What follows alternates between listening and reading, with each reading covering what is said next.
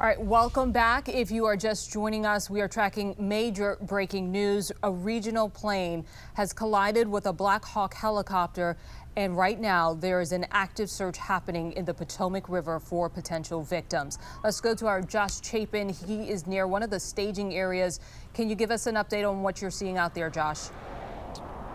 Well, Michelle, I'm looking down at my phone as well to see if there are any fresh updates from either DC Fire, the FAA, as well as the DC Police Department from MPD. What is interesting, since we last came to you about 15 minutes ago, this staging area, I don't know if Issa can go in and show you a little bit more across the street. This staging area had, I don't know, 25, 30 fire trucks and boats and different emergency vehicles out here, and now there are very few.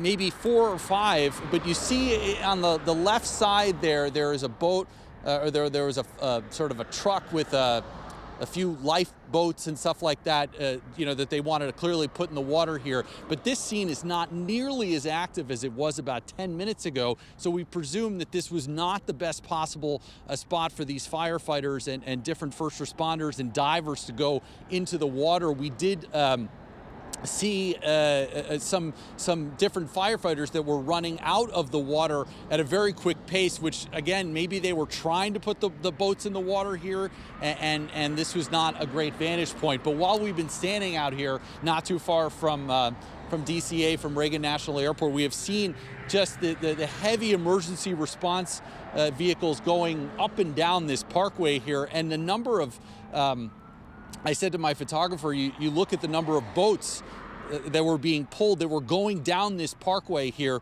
Clearly they're looking for a better place to launch. But again, this is Gravelly Point, a place where a lot of folks, as you're seeing live as we're talking about a number of different emergency responders here that are beyond just regular police and fire. And I know that this is pretty normal for DC, but this is just an absolutely massive response of different law enforcement agencies and different first responders here. But again, the boats were all heading in that direction, the next exit again towards Reagan National. But this Gravelly Point here, Michelle, it is worth noting, not a whole lot of fire trucks left here.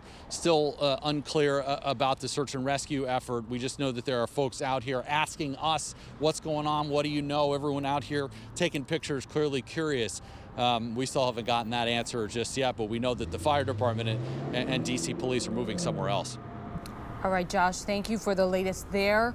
The FAA just released a statement. They will lead this investigation along with the NTSB. They say this PSA Airlines regional jet collided midair with a Black Hawk helicopter, as we've been reporting. Now, Josh, thank you. We can drop that picture. What we know so far about that type of helicopter, I just pulled this up. If you're not familiar, it is a twin-engine, medium-lift utility helicopter with 4 blades.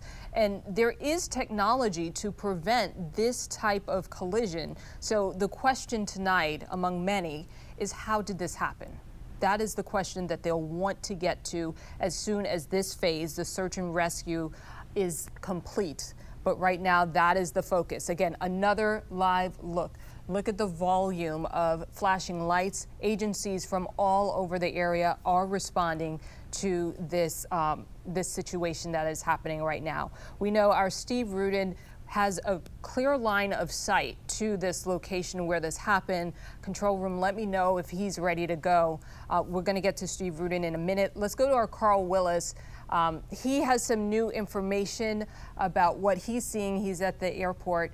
What are you seeing where you are? Are you near an area where families may gather for information, or it looks like you're in a press room? Tell me what's happening there.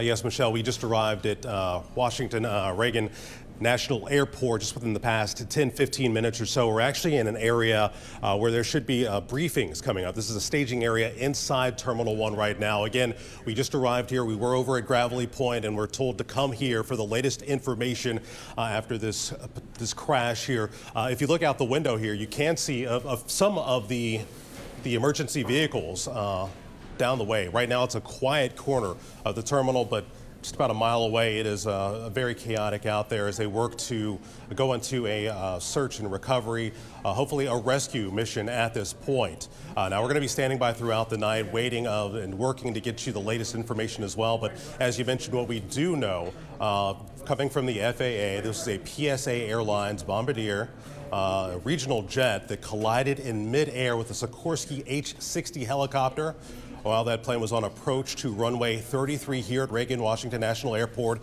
This was right around 9 p.m. local time. Now, the FAA and the NTSB will lead the investigation right now. We also heard from police that they are involved with that search rescue mission with DC Fire and EMS as well. Again, looking out that window, you can see some of those lights and that rescue mission happening right now. They have not confirmed any casualties yet, so we are anticipating hearing that news, hopefully momentarily. Michelle, back to you. Any questions about what's happening here at the airport? So no indication just yet as to when that news conference will happen? No, we're gathered here with a number of other media outlets right now and standing by, setting up a podium, and hopefully hearing from an official at this point sometime soon. I will be able to stand by and break in as soon as we see any activity of that happening. We'll certainly bring that to our viewers live. Thank you so much, Carl. We'll check back with you soon. We do have a new statement. This one is from American Airlines, not revealing much more than what we already know, but the airline did say that they are aware of the incident and that they will provide more information as it becomes available. Perhaps they're readying a spokesperson to be at that news conference where we just saw Carl standing by. So a lot to discuss, a lot to still figure out and sort out. We are going to take a quick break and then back on top of this big story tonight when we return. Okay, we're going to blow through that break. So moving on now, we want to show you some images that we're seeing on social media, and this is really gripping. This made us all take a moment and pause in the newsroom. So let me walk you through what you're looking at right here. So keep your eye to the lower level, and you see where that bright light happens. I believe there's also a zoomed in version once this loops. So let's stand by for that. Okay, so keep your eye lower near the bridge and you can see that bright light. That, we understand, is the precise moment when those two aircraft collided. Here it is again. So such a loud sound we're hearing from people who live in that area, and also that bright light. You know, people have cameras all around, and it just so happened that someone was rolling when this actually happened. So this gives us some insight into where they were on the approach. We know that they were preparing for landing, but to see that image of what happened there, that image could be very helpful in the investigation. Do we have Steve now? Steve, are you there? Do we have Steve on the line? Okay, we're having some trouble connecting with Steve, and we're trying to reach Steve Rudin because he lives not far from the Potomac River and has a clear line of sight of what is going on there, so he can give us a better idea of what he's seeing. As soon as we get him on the line, we're going to go to him. Control room, let me know where you want to go from here. We're looking at live pictures right now of that search effort that is underway. So if you're just joining us tonight, this is going to be a long night. There is a lot of unanswered questions right now. And the other part of this that we haven't really touched on just yet is the human side. We know that this jet holds up to 65 passengers. We don't know exactly how many people were on board that flight, but you can imagine if you have a loved one flying in town, you're likely at the airport waiting for them. So imagine waiting for them and hearing news of this. A lot of anxious people right now in our area as we await information on what has unfolded tonight. Let's go back to our Josh Chapin. He is standing by for us. He's as close as he can get to the scene because there is such a huge police presence. Josh, do you have an update for us? Well, we can share with you, Michelle, that again, as I said a few minutes ago, the fire and emergency crews have left the area by Gravelly Point. We do see one fire truck that is staged there, but I'm gonna have Issa show you, and I don't know if you were able to capture exactly that the last time, but if Issa can go, excuse me, all the way across the Potomac River. Michelle, I think that I know we're a little bit far away as you hear more different emergency vehicles just screaming by us here on the George Washington Parkway, but that different response there along the Potomac, it's hard for me to tell exactly where that is, but that response gives you a good indication of just what kind of a night it is here in and around Reagan National Airport. In the district, you see some planes that are flying over, really some helicopters, I believe, at this point that are flying over.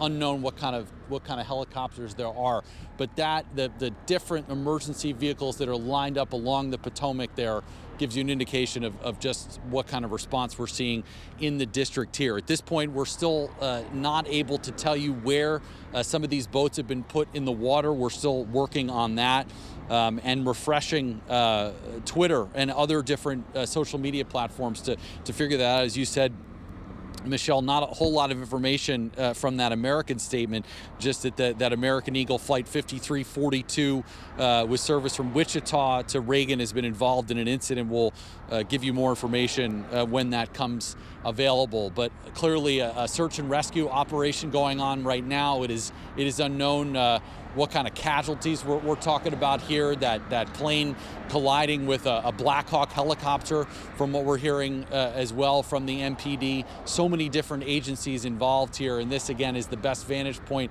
we've been able to get here at Gravelly Point. We're going to continue to try and press some of our contacts and talk to the folks out here about what they're seeing. I was also, Michelle, talking to someone who lives, and I'm going to look at my phone because I was chatting with them on social media, but they said that they live on Joint Base Anacostia, and they heard it. So, Michelle, one can only imagine what that sounded like now that we know that there was a helicopter and a plane unbelievably colliding midair. So we're going to continue to try and ask that person to get some more information for us. Michelle?